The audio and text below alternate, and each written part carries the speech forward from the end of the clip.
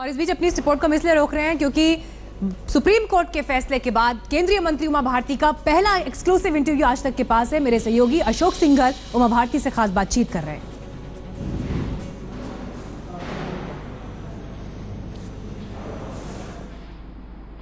जी धन्यवाद मीनाक्षी। हमारे साथ केंद्रीय मंत्री उमा भारती मौजूद हैं।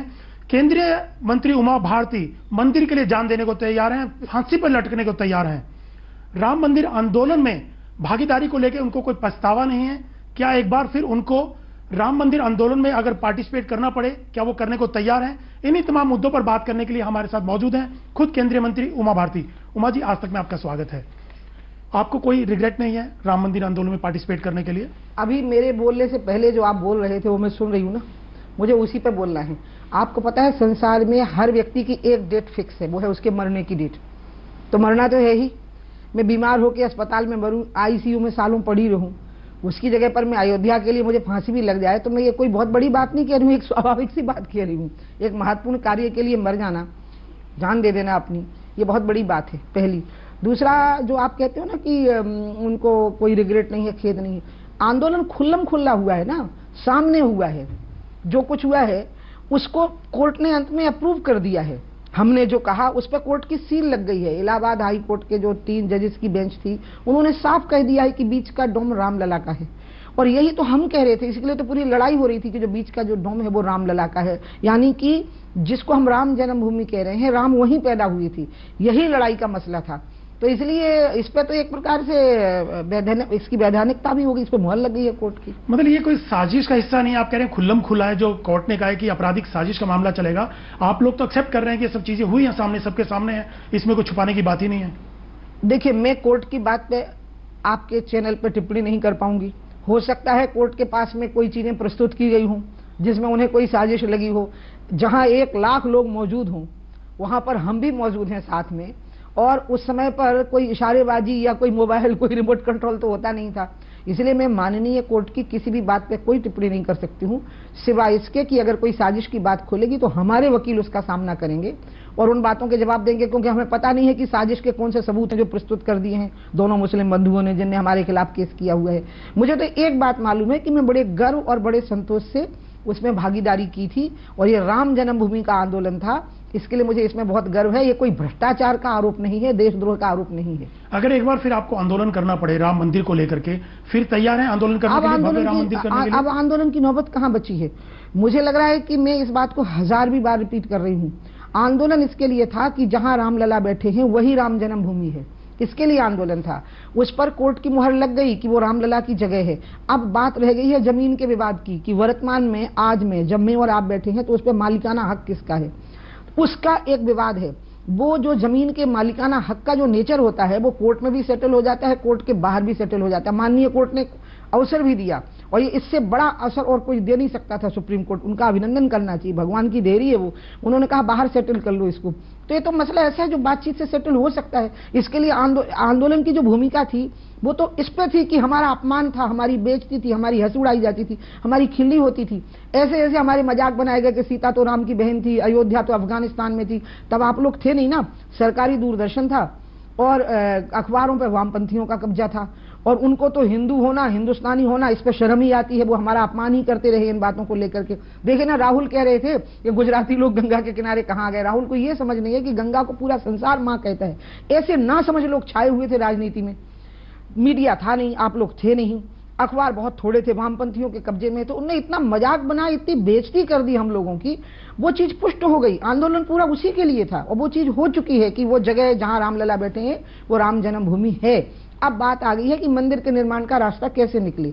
तो वो रास्ता माननीय कोर्ट ने मौका दिया हमें, उस अवसर का लाभ या हम उठा लें कि बाहर सेटलमेंट कर लें, या फिर हम कोर्ट के फैसले। लेकिन अभी तो आपकी केंद्र में भी सरकार है, केंद्र में मोदी है और यूपी में योगी है। इससे अच्छा मौका आपको कहाँ मिलेगा कि अब मंदिर नहीं बनेगा तो कब बनेगा? ये बात जब लोग जोड़ते हैं ना सरकारों के साथ, आदित्यनाथ की सरकार के साथ या मोदी जी की सरकार के साथ, तो हम और आप ही भूल गए क्या कि ये मामला सुप्रीम कोर्ट के पास है अभी, और सुप्रीम कोर्ट कह रहा है आउट ऑफ कोर्ट सेटलमेंट कर लो। आउट ऑफ कोर्ट सेटलमेंट करने के लिए वो 2 पार्टियों को कह रहे हैं, सुप्रीम कोर्ट जो कह रहे हैं वो 2 पार्टियों को कह रहे हैं, एक है वक्फ बोर्ड और एक है राम जन्मभूमि न्यास, वो उनको कह रहे हैं। मुझे लगता है कि इस समय पर सोनिया गांधी को, इस समय पर नीतीश कुमार को, इस समय पर लालू यादव को, इस समय पर मुलायम सिंह को, इन सबको पहल करनी चाहिए। और ठीक सोमनाथ की तर्ज पे, जैसे सोमनाथ का भव्य मंदिर का निर्माण हुआ था, राष्ट्रपति राजेंद्र प्रसाद जी उसमें शामिल हुए थे, नेहरू जी की उसमें सहमति थी, सरदार पटेल की उसमें सहमति थी, पूरी राष्ट्रीय सहमति थी। आप यही याद करो अशोक जी, मैं आपको याद दिलाऊंगी, जिस दिन रविशंकर प्रसाद बाहर आए हैं हाई कोर्ट के फैसले के बाद कि बीच का डोम रामलला का है, उसके बाद लोगों को आशंका थी कि पूरे देश में अब तनाव हो जाएगा।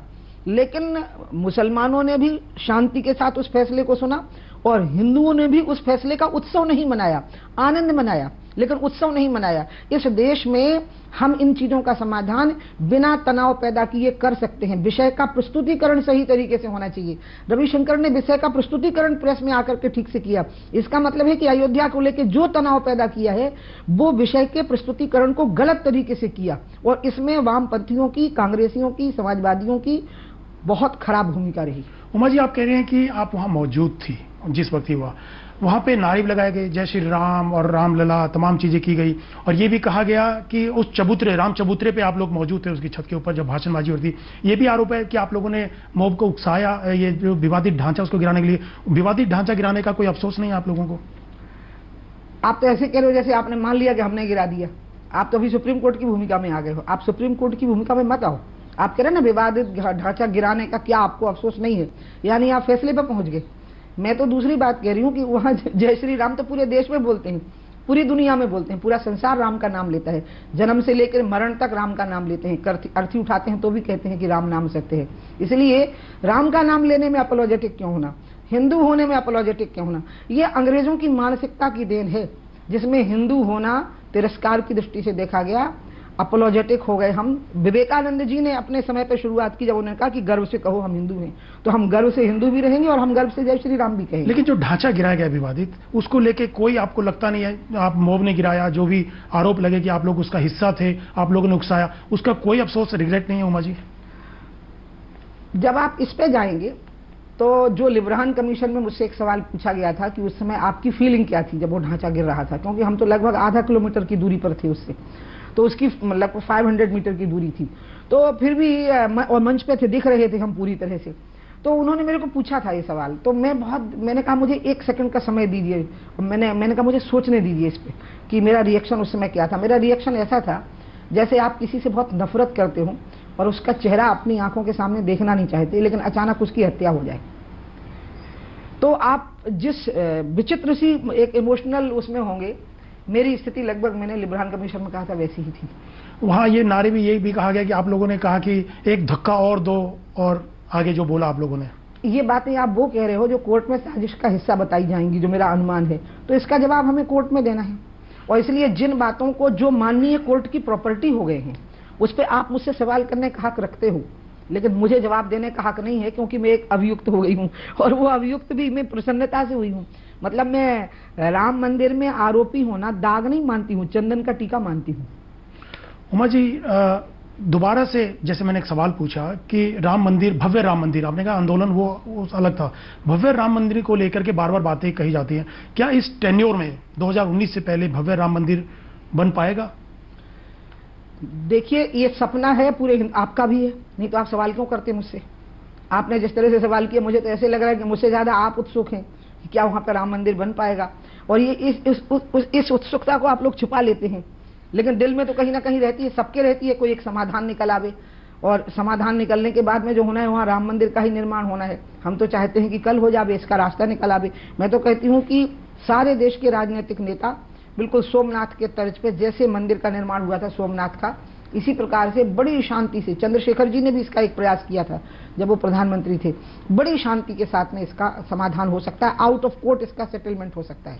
उमा भारती जी, मंत्री पद की कुर्सी या राम मंदिर, दोनों में आपको कौन दिल के नजदीक है या कौन प्रिय है? आप कैसी बातें कर रहे हो? मंत्री पद की कुर्सी का महत्व कहाँ होगा राम के नाम के सामने? जो राम का नाम है, जो अयोध्या है, हिंदुत्व है, राष्ट्रवाद है, गौ है, गंगा है, ये मंत्री तो मैं इसलिए बनी हूं ताकि इनके लिए मैं काम कर सकूं, और अगर यही पद अड़चन आ जाएगा तो मैं क्यों रहूंगी इसके ऊपर। स्वामी विवेकानंद जी मेरे लिए गुरु जैसे हैं। वो कहते थे कि लक्ष्य की प्राप्ति के लिए सात्विक लक्ष्य की प्राप्ति के लिए भी रजोगुण के मार्ग अपनाने पड़ते हैं। तो ये तो मार्ग है, ये लक्ष्य थोड़ी है मंत्री बनना। तो विपक्ष इस्तीफा मांग रहा है कि इससे सरकार की जो परेशानी होगी कि उनको इस्तीफा देना चाहिए, क्योंकि आपराधिक साजिश का मामला आपके खिलाफ चलेगा। जी, आप देखिए, आप सभी फिर से आप कोर्ट के फैसले को ध्यान से पढ़िए।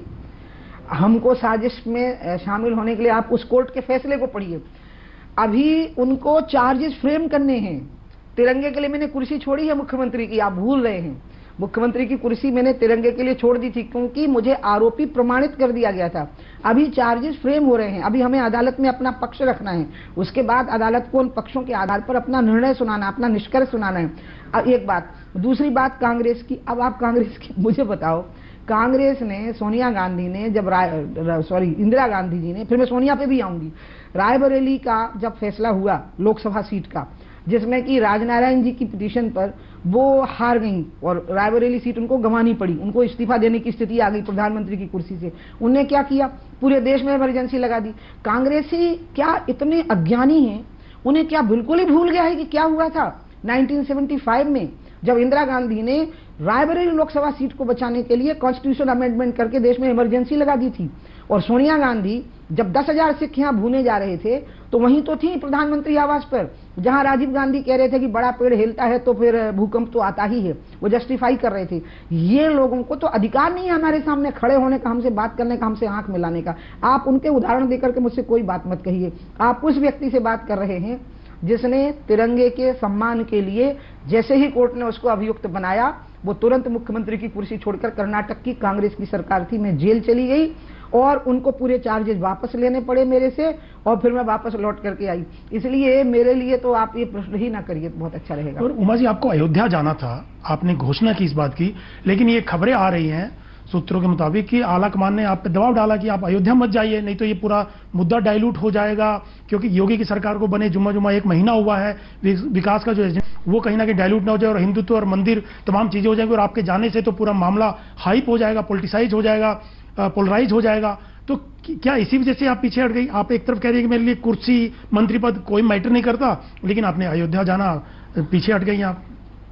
आला कमान के द्वारा, आला कमान की बातों की खबर तो आपको मिली है ना, मैं तो उस पर कुछ टिप्पणी नहीं करूंगी। लेकिन हाँ, ये एक सच्चाई है कि कल क्या हुआ कि मुझे 2-3 मीडिया चैनल ने कहा कि उस ट्रेन में हम भी जा रहे हैं। अच्छा, मैं तो ऐसा सोचा नहीं कि मुझे अयोध्या को पॉलिटिकल इवेंट बनाना है। मुझे लगा कि इतना बड़ा गौरव का समय आ गया मेरे लिए कि मुझे अयोध्या आंदोलन में भागीदारी पर कोर्ट भी पुष्टि लगा रहा है मेरी भागीदारी पर। मुझे बहुत खुशी हुई, मैं बहुत, कल आप देख रहे हो, मैं बहुत खुश थी। तो मेरे मन में आया कि चलो हनुमानगढ़ी को, हनुमान जी को मत्था टेकते हैं, रामलला को मत्था टेकते हैं और उनको आश्वस्त करते हैं कि भव्य मंदिर का निर्माण होगा। सर, उनको मैं ये कहूंगी जाकर के। लेकिन जब मैंने देखा कि आप लोग बहुत उत्सुक हो रहे हैं मेरे साथ जाने के लिए, कईयों ने तो मुझे ये भी कहा कि ट्रेन में ही हमने रिजर्वेशन करवा लिया जिसमें आप जा रहे हो, तो मेरे को आपके साथ जाना नहीं, ऐसा नहीं। मुझे लगा कि ये तो पॉलिटिकल इवेंट में बदल जाएगा, जबकि ये तो मेरा अपना निजी बहुत गहन आस्था का विषय है, गहरे विश्वास का। मैं तो आज जो हूँ वो मैं मानती हूँ कि प्रभु की कृपा से हूँ। मैं तो एक बहुत सामान्य घर में पैदा हुई हूँ, बुंदेलखंड में, जिस घर की महिलाएं सूर्य नहीं देखती, MA PhD होते हुए भी सिर से पल्लू नहीं हटाती हैं, और 12 साल की उम्र में सगाइयाँ कर दी जाती हैं, 16-17 साल की उम्र में विवाह हो जाते थे आज से 30-40 साल पहले। मैं पूरी दुनिया में चली गई घर परिवार के दायरे को छोड़ करके। इसलिए मेरे अंदर तो जो आत्मशक्ति है उसमें मैं किसी भी चीज से भयभीत नहीं हो सकती हूँ। मैं इसको पॉलिटिकल फेथ नहीं है मेरा, ये राजनीतिक एजेंडा नहीं है मेरा। ये मत्था टेकना मेरा उमा भारती का, राम के प्रति, हनुमान के प्रति आस्था का विषय है, सरयू के प्रति। तो कब जाएंगे आप? तो मैं मीडिया इवेंट नहीं बनाऊंगी, मैं जाऊंगी और तब जब चली जाऊंगी तब आपको खबर लग जाएगी। और मैं मीडिया से बहुत प्यार करती हूँ, ऐसा कुछ नहीं है कि मैं आपको साथ नहीं रखना चाहती, लेकिन वहां पर मैं मत्था टेक रही हूँ, कैमरा मुझ पर फोकस कर रहे, ये मैं नहीं चाहती। रामलला के दर्शन करने आप जरूर जाएंगे, जल्दी अवश्य। रामलला और मेरे बीच में दुनिया की कोई चीज नहीं आ सकती, इसलिए मुझे अयोध्या जाना ही है, मुझे रामलला के दर्शन करना ही है, मुझे हनुमानगढ़ी की सीढ़ियां चढ़नी ही है। बस इतना है कि मैं उसको मीडिया इवेंट नहीं बनाऊंगी। और आप ये कहेंगे कि रामलला हम आएंगे, भव्य राम मंदिर बनाएंगे वहां जाकर के? मुझे लगता है कि भगवान से जो बातें होती है ना, भगवान बहरे तो है नहीं कि जोर से बोलना पड़े, वो तो अंतर मन को समझते हैं, भावनाओं को समझते हैं। सारा विश्व चाहता है कि राम मंदिर का निर्माण हो, सारा संसार चाहता है, मुस्लिम समुदाय भी चाहता है। मुझे तो बहुत बड़ी संख्या में मुस्लिम समुदाय के लोग मिले थे जिनने कहा था, जब मैं बीजेपी से निकाल दी गई और मैं राम रोटी यात्रा पे निकली। मैं आपको इसलिए याद दिला रही हूँ क्योंकि उस समय पर भी मुझे, मैं नाम नहीं लूंगी, इस देश के वो बड़े नेता जो भाजपा के विरोधी थे, उनने मुझे कहा हमें पता है आप बिल्कुल फकीर हो, आपके पास पैसे नहीं है, आपने राजनीति को कभी पैसे कमाने का धंधा नहीं बनाया, आपको ना पैसे की कमी रहेगी और आपको प्रचंड समर्थन मिलेगा हिंदी हार्टलैंड में। आप बस एक काम कर लीजिए, आप अयोध्या आंदोलन के लिए रिग्रेट कर दीजिए और ये राम का नाम लेना बंद कर दीजिए। तो मैंने कहा था जो मेरे राम का नहीं होगा ना वो मेरे किसी काम का नहीं होगा। ये मेरा नारा ही था कि जो राम का नहीं वो किसी काम का नहीं। उमा भारती जी, अडवाणी जी और जोशी जी का भी मामला आया है कि आपराधिक साजिश के तहत उनका भी मामला चलेगा, लेकिन पार्टी कहीं ना कहीं उनसे एसोसिएट नहीं कर रही है, अलग है। वो दोनों एक दूसरे से मिलकर के डिस्कस कर रहे हैं केस के बारे में। डॉक्टर जोशी अडवाणी जी से मिलने गए, तो कहीं पार्टी क्यों नहीं उनके साथ खड़ी दिखाई दे रही है? इसका जवाब मेरे को बिल्कुल नहीं देना है, क्योंकि तकनीकी तौर पर इस प्रश्न का उत्तर मुझे देना ही नहीं है, क्योंकि मुझे नहीं पता है कि आप जो कह रहे हैं उसमें आपकी जानकारी यहाँ कितनी करेक्ट है, पार्टी के लोग उनसे मिले हैं कि नहीं मिले हैं, कि क्या हुआ है। अडवाणी जी और जोशी जी ने तो पार्टी बनाई है, ये लोग तो पार्टी की नींव में पड़े हुए रत्न हैं। जब कोई भवन बनता है तो नवरत्न डाले जाते हैं, गरीब लोग वो उसके आर्टिफिशियल डाल देते हैं, पैसे वाले लोग असली डाल देते हैं। तो वो तो नवरत्न है हमारे, और उसमें से अडवाणी तो चमकता हुआ कोहिनूर हीरा है, और उस पर ये सारा भवन खड़ा हुआ है अडवाणी जी पे। तो इसलिए उनसे कोई बात नहीं कर रहा होगा, मैं ऐसा बिल्कुल नहीं मानती, लेकिन मैं यहाँ इसके पक्ष में कोई बयान नहीं देना चाहती। उमा भारती जी, आप बता रही हैं कि उस दिन राम चबूतरे पे भाषण चल रहे थे तमाम लोगों के, आप थे, रितंबरा जी थी, डॉक्टर जोशी थे, तमाम लोग थे वहां पर। तो हुआ क्या था? क्या पहले से पूरा प्लान था जो मुआव था वहां पे कि उसको विवादित ढांचे को गिराया जाएगा, कि आप लोग जो इकट्ठा हुए थे, क्या मतलब मोटिव क्या था? इस पे मैं बोल नहीं सकती ना, क्योंकि कोर्ट अभी साजिश बताएगा, हमारे वकील खड़े होंगे, फिर उस साजिश के जो सबूत होंगे उसका जवाब देगा।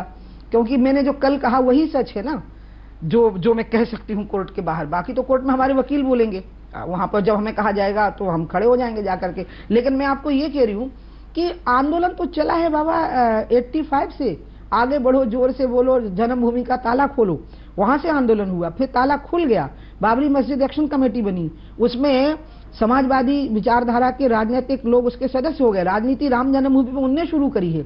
फिर राजीव गांधी ने 91 से अपना अभियान शुरू किया अयोध्या से, और ये कहा कि हम देश में राम राज्य लाएंगे, और उसके बाद इसको अयोध्या को लेकर के राजनीति शुरू हो गई। तब हमने पालमपुर में, हिमाचल में अपने अधिवेशन में प्रस्ताव पास किया कि हम इसका समर्थन करते हैं कि जहां राम बैठे हैं वहीं भव्य राम मंदिर का निर्माण होना चाहिए। इसलिए सभी राजनीतिक दलों ने इसमें पूरी तरह से पार्टिसिपेशन किया है पहले। तो इसलिए जो बातें इतनी खुल करके हैं, उसमें अगर कोई गहरी साजिश कहीं सामने माननीय कोर्ट के सामने आ गई है तो हमारे वकील उसका जवाब देंगे ना। मैं यहाँ कैसे टिप्पणी कर दूं उस पर? मैं साजिश की बात नहीं कर रहा हूँ जी, मैं ये कह रहा हूँ कि आप लोग वहां गए अयोध्या में, तमाम लोग, अडवाणी जी, जोशी जी, तमाम जो भी लीडर्स थे वहां पे, तो वहां क्या कोई हिस्सा रहा है कि बाबरी, या सिर्फ एक आंदोलन का हिस्सा था कि आप लोग वहां पे इकट्ठा हुए? मैं ये खाली जानना चाहता हूं लोगों के लिए, क्योंकि उस टाइम के बहुत से लोग जो थे, आज नहीं, आज नए लोग हैं, उनको जानकारी थोड़ा, क्योंकि आप उस आंदोलन का हिस्सा थी, वो आंदोलन कैसे चला और कैसे वहां तक पहुंचा, अयोध्या तक? मैं तो वहां 1 दिसंबर से ही थी।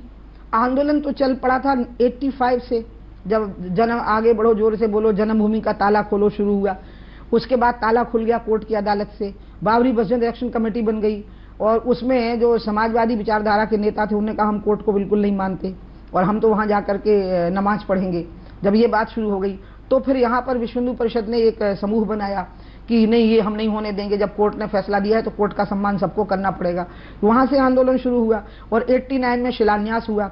जब शिलान्यास हुआ तो बूटा सिंह होम मिनिस्टर थे और राजीव गांधी प्राइम मिनिस्टर थे, और उस समय वामपंथी हमारे साथ मिलकर चुनाव लड़ रहे थे। आज ये जो कम्युनिस्ट है ना, जो भागे भागे फिर रहे हमसे दूर, ये तो हमारे साथ गलबैया कर रहे थे उस समय पे, हमारे साथ थे, और वहां पर शिलान्यास हो रहा था राम मंदिर का।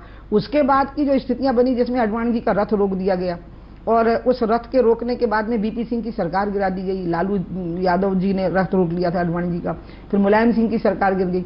उस समय एक 90 की कार सेवा हुई है जिसमें मैंने पार्टिसिपेट किया है 2 नवंबर को, और एक 6 दिसंबर की घटना हुई है। लेकिन मैं तो वहाँ 1 दिसंबर, उस घटना वाले दिन में 1 दिसंबर से ही मौजूद थी। 1 दिसंबर 1992 से आप अयोध्या में मौजूद थी, तो तब से क्या मोबिलाइज किया जा रहा था, या क्या आप लोग आंदोलन मतलब छेड़ने की बात हो रही थी कि वहां पे वो किया जाए? आंदोलन तो चल ही रहा था अयोध्या के अंदर, अयोध्या में ही चल रहा था। आप लोगों ने शुरुआत की वहां जाकर के? लोग वहां मौजूद थे, लोग वहां पहले से ही मौजूद थे। हम तो इसलिए वहां पर मौजूद थे कि हम जो लोग आ रहे हैं उनको कोई बात हमसे समझनी है, हमसे मिलना, उनकी व्यवस्थाएं देखना, में तो इसलिए वहां पर मौजूद थी। आंदोलन तो कब से चल रहा था। तो तमाम बड़े नेता भी 1 दिसंबर से पहुंच गए थे, आप पहले? नहीं, ये सभी लोग 6 दिसंबर को सुबह पहुंचे थे। 6 दिसंबर 1992 मेरे ख्याल से 6 या 5 को पहुंचे होंगे ना, मैंने तो उनको मंच पे ही देखा ना सवेरे। लेकिन हाँ, मैं तो 1 दिसंबर से मौजूद थी वहां पे। तो आप पूरा कमान संभाले हुई थी पूरे आंदोलन की? नहीं, बहुत सारे लोग थे साहब वहाँ। ऐसे कहना आई वॉज द कमांडर, ये मैं कभी नहीं कहूंगी। मैं पार्टी की वर्कर हूँ, मैं हमेशा से पार्टी की वर्कर रही हूँ, और मैं राम की डिसिप्लिन सोल्जर हूँ। राम की, गऊ की, गंगा की और तिरंगा की और गरीब लोगों की एक डिसिप्लिन सोल्जर हूँ। वहाँ कई बार पार्टी का डिसिप्लिन मुझसे टूट जाता है थोड़ा सा। तो उमा जी, ये 1 दिसंबर से ही शुरू हो गया था कि ढांचे को गिराना है, या अचानक गिराया गया ये ढांचा? ये तो अभी कोर्ट को बताने दीजिए ना, हमें तो पता ही नहीं ना। हम ही सुन लेंगे, हमें भी सुनना ही है। तो फिर वहां लोग इकट्ठा क्यों हुए? आप क्यों वहां 1 दिसंबर? आवाहन हुआ था वहां, क्या? कार सेवा का, इसलिए जो देश भर से जो लोग बुलाए गए थे कार सेवा। हाँ, जहां पर जो शिलान्यास साइट थी, जो राजीव गांधी के समय पर शिलान्यास हुआ था, वहां से लोगों को कार सेवा प्रारंभ करनी थी और कार सेवा करते हुए निकल जाना था, थोड़ी सी रज वहां रखते हुए। लेकिन यहां तक पहुंचेगा ये किसी ने सोचा नहीं था। इस पे मैं बोल नहीं सकती ना। फिर आपको अशोक ध्यान रखना पड़ेगा, थोड़ा ऐसा मत किया करो कि आप मुझसे कुछ निकलवा लो, हम बाद में कोर्ट का ट्रायल फेस करें। फिर आप भी फेस किया करो। जब आपको पता है कि कुछ मामले सब जुडिस हैं, तो मैं सुप्रीम कोर्ट का अपमान कैसे कर दूं आपकी बात का जवाब देने के लिए? हम कोर्ट को भगवान की जगह मानते हैं। ये जो मीडिया में स्वभाव हो गया ना कि नेता से स्लिप ऑफ टंग करवा लेना, फिर हल्ला करना, ओ देखो उसने ये कर दिया। नहीं, आप इस तरह का मत किया करो। आप भी जिम्मेवारी समझा करो। सवाल करते समय भी जिम्मेवारी समझो। जैसे उत्तर देते समय मुझे अलर्ट रहना है ना जिम्मेवारी के लिए, आपको भी सवाल करते समय अलर्ट रहना है। हम माननीय सुप्रीम कोर्ट ने 2 साल के अंदर ट्रायल करने के लिए कहा है। उनके पास कुछ प्रमाण रखे गए हैं, और जब वो बोलेंगे तो हमारे वकील जवाब देंगे। मैं आपको बोल चुकी हूँ ये बात। लेकिन सरकार और पार्टी में जो ये पूरा कल की घटना हुई है सुप्रीम कोर्ट की, उसके बाद सरकार और पार्टी सब साथ है। कहा है अरुण जेटली ने, कहा कोई इस्तीफा देने की जरूरत नहीं। आप कैसी बातें करते हो? ये आंदोलन में भारतीय जनता पार्टी ने ऐलानिया भागीदारी की है। प्रस्ताव पास हुआ है नेशनल एग्जीक्यूटिव में, हिमाचल में, शिमला में प्रस्ताव पास हुआ है, पालमपुर में राम जन्मभूमि पर मंदिर बनना चाहिए। इसमें कोई पीछे कैसे हटेगा? कोई क्यों? अपने आप कोई नहीं हट रहा है पीछे। आपको लग रहा है कि पीछे हट रहे हैं। मामला सब जुडिस हो गया है, और सब जुडिस भी डिस्प्यूट ऑफ लैंड हो गया है। आप बात को फिर मुझे लगता है कि तो लेकिन विनय कटियार, मैं राम नाम की तरह रिपीट करती रहूंगी। लेकिन ये विनय कटियार ये क्यों कह रहे हैं कि सीबीआई ने साजिश रची, हम लोगों को फंसाए गए? मैं विनय कटियार की बात का मैं क्यों जवाब दूं? विनय कटियार से मांगिए ना उसका जवाब। मैं पार्टी के स्टेटमेंट का जवाब दे सकती हूँ, सरकार के किसी स्टेटमेंट पर बात बोल सकती हूँ। मैं एक इंडिविजुअल की बात का जवाब, मैं विनय बड़ा भाई है मेरा, तो इसलिए मैं उनकी बातों, आप उन्हीं से पूछिए ना। धन्यवाद उमा भारती जी हमसे बात करने के लिए। ये थी केंद्रीय मंत्री उमा भारती जी, जिनका साफ तौर से कहना है कि उनके लिए मंत्री पद नहीं, राम मंदिर सबसे सर्वोपरि है। बाकी खबरों के लिए देखते रहिए आज तक।